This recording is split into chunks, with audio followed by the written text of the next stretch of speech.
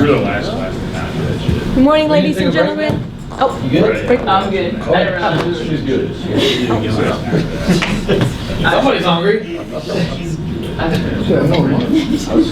happened? Lulu is still on your screen? It just went black for some reason. Oh, there you go. There it Yeah. goes. Don't hit that button. Hit the arrows. The arrows, good to go. That's good. Now, if you want to stand in front of it and don't want people to see it, then you black it. Oh, good to go. Yeah. Good morning, ladies and gentlemen. My Here we name's go. Last one. My name is Staff Sergeant Whittington. I'm the personnel chief. Chief Warrant Officer Ford Powell is the personnel officer. Unfortunately, he's TAD. He's not able to attend, so I will be in place with him.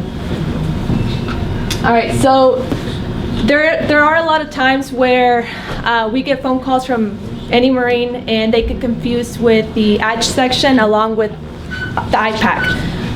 So I'm just gonna kind of touch bases on what the IPAC does versus what we don't. I'm just gonna touch bases on what the IPAC does. I'm gonna talk about joints, pay, PCA, PCS, separations, leave and liberty, MROs, LIMDU, and TRS. All right, so for joints, we get joints on a daily basis. The only times we don't report joints is when we don't have cycle days. Joints we consist of REDCADE, EAD, recruiters, permanent personnel, 8412s. We report joints, again, on a daily basis except for when there's no cycles.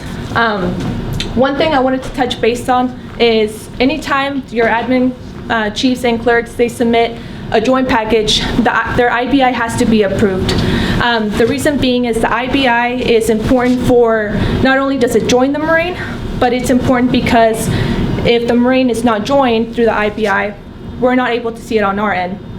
And another thing is it goes into pay. If a Marine is not joined, the Marine doesn't get paid. And that's actually one of the most frequent phone calls that we get on a daily basis is, hey, how come the Marine has not been paid? Well, it's usually we go into the system and we see that the Marine has not been joined. So that's usually why with that we get that on a daily basis. For PCA and PCSs, along with separations, the Marine has to have obligated service, meaning they have to have an extension or re-enlistment, and not necessarily every single Marine, but usually when the admin chiefs, they go into their OBI, they see that the it'll pop up an error message, and they'll see that the Marine doesn't, it shows that it doesn't have enough service. The Marine doesn't have enough service to be able to execute the PCA and PCS orders. With that being said, if the Marine goes in there and, the admin chief, if they go in there, submit on their behalf either an extension or re-enlistment, the Marine will be able to execute orders, and the Marine will not be able to leave until they have separation orders, meaning whether they're EASing, separating, as retiring, EASing, and PCSing. Leave and liberty, we conduct leave and liberty inspections when on the CIPs. A Marine, usually the most frequently asked questions is if a Marine goes on PTAD, or for example house hunting, if they're only eligible to go for 10 days. One thing that we see on a frequent basis is the command will submit 20 days for the Marine to go PTAD hunting. So that's kind of one thing that you have to look out for. Another thing is for checking in and checking out. Another common trend that we see is the Marine, if they go, let's just say they check out today, the command usually checks them out 30 days later. So that's not the case. That shouldn't be the case. That's something that you just need to look out for and ensure the admin or whoever's checking in and checking out the Marine checks them out on a timely manner. For MROs, we deal with IMA, EAD, and REDCADE Marines. We don't deal with MROs on a daily basis, but when we do, we just ask that anytime you're submitting for a REDCADE, EAD Marine, that it's submitted at least 1 month prior, because it gives us enough time to be able to get all the funding required. We don't provide the funding, it's MCRIC that does that, but it's just, it's a process that we have to work with. A lot of back and forth with requesting funding, being approved, and all that good stuff. For LIMDU and TRS, So every admin chief at the RS is a MLIMDU coordinator and a TRS coordinator. Myself am also a LIMDU and TRS coordinator. I usually submit on behalf of here at the district, but the admin chiefs submit on the RS level for the Marines. So for LIMDU, if a Marine goes on LIMDU, they have to make sure they submit their NAVMED 6100-5. The Marine is only eligible to go on LIMDU twice, no more than that. So if a Marine is getting off LIMDU and then it needs to be reported in the system, the admin chief has to report, or I'm sorry, has to submit a NAVMED 6100-6. So there's the 6100-5, 6100-6. And that the Marine, or the admin clerk can submit via EPAR to get the Marine removed and off LIMDU. For TRS, the only thing I really want to touch bases on the TRS is the Marine has to conduct a initial counseling brief and also has to be done via phone with Miss Moreno. She's the TRS manager. She's based out in San Diego. Usually we send the Marines to San Diego. They are able to do it virtually.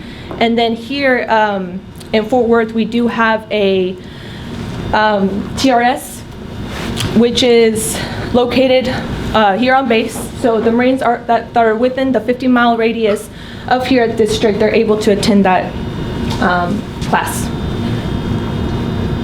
So where to submit to? So your joints, pay, awards, LIMDU, you're able to submit it through EPAR. For the awards though, we don't create the awards, we only report it. So if you have any award that you have, you're more than welcome to submit via EPAR and we can get it reported for you. As far as your PCA and PCS and all separations, that is not submitted through EPAR, that's submitted through the OBI. So anytime the Marine is, they're fixing to PCA, PCS, separate, EAS, it's all submitted through the OBI. And last but not least, the TRS is submitted through email, and I'm able to work with the TRS Marines. Here's a point of contact. You're more than welcome to take a picture of this so you can reach us via phone or email if you'd like to, Teams, whatever works for you. Is there any questions that I have? No? Well, this concludes my class, and thank you very much for your time. Hang on one second. Thank you, Steph. Trying to pull it off. I'm going to see somebody's phone there. Here, she wants to jump. Well, Talk to me. so while you're doing that, thank you, Staff Sergeant. So I got a couple of questions for you, Staff Sergeant. What are, so you've been in this seat for 6 months? Yes, sir. Okay, what is your biggest, it's not a friction point criticizing RS. That's my point. Yes, sir. When you have an EISer, get them on it. You know your EISing, go to TRS, get your final physical done, get her everything she needs. Your TBI, what's the other one? PTSD, all your screenings, whatever you need, get it to the IPAC sooner rather than later, because then it's going to turn into districts holding up my DD 214. She doesn't have what she needs to do her job. So, all right, just want to make sure you're clear on that. Yes, Sergeant Major. I do have one question for TRS, whether they're EASing or separating out of the Marine Corps. Does it have to go through TRS in San Diego, or if there's an Army base close by or another military base, can they also do that? They can do that as long as they finish their initial counseling and phone counseling via phone through Ms. Moreno. You can have them go anywhere that they have a TRS. Okay, so regardless of it, so they still have to speak to Ms. Moreno. Okay, good enough. Is there any other questions?